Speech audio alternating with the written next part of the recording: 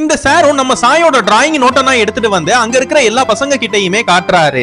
நம்ம எல்லாருக்குமே ஏபிசிடி தெரியும், அது கூட தெரியாம ஒரு சில பேர்னா இருக்காங்கன்னு சொல்றப்ப நம்ம சாயும் நம்மளதான் சொல்ல போறாருன்னு நினைச்சு பயப்படுறான். அது வேற யாரும் இல்ல, ஆல்பர்ட் ஐன்ஸ்டைன் தான் சொல்லி கரண்ட கண்டுபிடிச்ச எடிசனும் சரி, நல்லா செமி ஃபீல்டுல ஆக்ட் பண்ண அபிஷேக் பச்சனும் சரி, இவங்க யாருக்குமே ஏபிசிடியே தெரியாது, இருந்தாலும் தன்னுடைய திறமையை கண்டுபிடிச்சு மேல வந்திருக்காங்க. இதே மாதிரி தான் இந்த கிளாஸ்ல உட்கார்ந்து இருக்கிற எல்லா ஸ்டூடெண்ட்ஸுமே உங்களுக்கு படிப்பு மட்டும் இல்லாம எக்ஸ்ட்ராவா உங்களுக்கு வேற என்ன தெரியும்னு நீங்க தான் அதை வளர்த்துக்கணும்னு சொல்றாரு. இதெல்லாம் கேக்குற அந்த கிளாஸ்ல இருக்கிற எல்லா பசங்களும் நம்ம சாயும் அவர் சொல்றத கேட்டு புரிஞ்சுக்கிறாங்க. அந்த கிளாஸ்ல இருக்கிற எல்லா பசங்களையுமே வெளியில கூட்டிட்டு போய் உங்களுக்கு தோன்றத பண்ண சொல்றாரு. நம்ம சாயும் அவன் கையில இருக்கிற பொருட்கள் எல்லாம் வச்சு ஒரு போட்டு ஒன்ன ரெடி பண்றான். இதெல்லாம் பாக்குற அந்த சாரும் இவனோட போட்டு தண்ணியில போறத பார்த்துட்டு சுத்தி இருக்கிற எல்லாருமே இவனுக்கு கிளாப் பண்றாங்க, சாரும் பாராட்டுறாரு.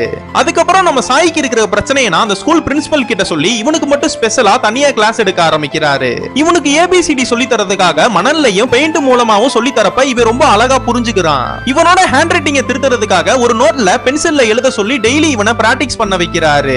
இவனுக்கு 1-2 சொல்லி தரதுக்காக படிக்கட்டுல 1-2 தான் எழுதி அதுல ஜம்ப் பண்ணி இவனுக்கு வரிசையா 1-2 தான் சொல்லி தராரு.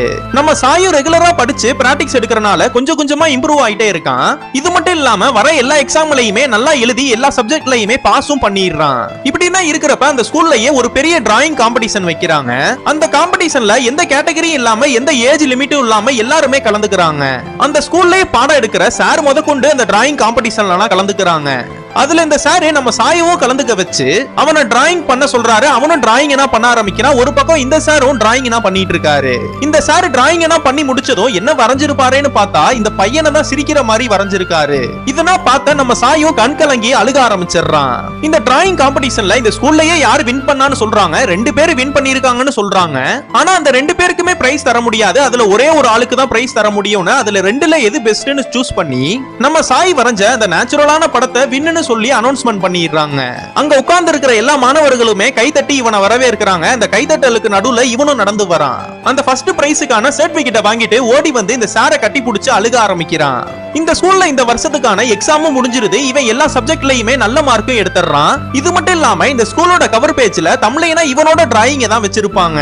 நம்ம சாயோட அப்பா அம்மா கிட்ட கொடுத்து எவ்வளவு கற்பனை பண்ணி ரொம்ப அழகா வரைஞ்சிருக்கான் பாருங்க. இது மாதிரியான ஒரு பையனை பெத்ததுக்கு நீங்க என்ன கொடுத்து வச்சிருக்கணும்னு சொல்றாரு. இதெல்லாம் கேக்குற அவங்க அப்பாவும் அந்த சார் கிட்ட போய் என் பையனை நானே புரிஞ்சுக்காம போயிட்டேன், நீங்க அவனை புரிஞ்சுக்கிட்டு மேல கொண்டு வந்துட்டீங்க, ரொம்ப நன்றி சார்னு சொல்லி பயங்கரமா அழுது ஹக் பண்றாரு. இது மட்டும் இல்லாம நம்ம சாயோட பேரண்ட்ஸ் கிட்ட அவனுக்கு எடுக்கிற எல்லா சப்ஜெக்ட் சாரும் அவனை ரொம்ப பாராட்டுறாங்க. இதனால நம்ம சாயோட அப்பா அம்மாக்கு பெருமையாவும் இருக்கு, ரொம்ப சந்தோஷமாவும் இருக்கு. கடைசியா இந்த ஸ்கூல்ல விட்டு போறப்ப இந்த சின்ன பையனும் அந்த சாருக்கு டாடா சொல்லிட்டு கிளம்பிடுறான்.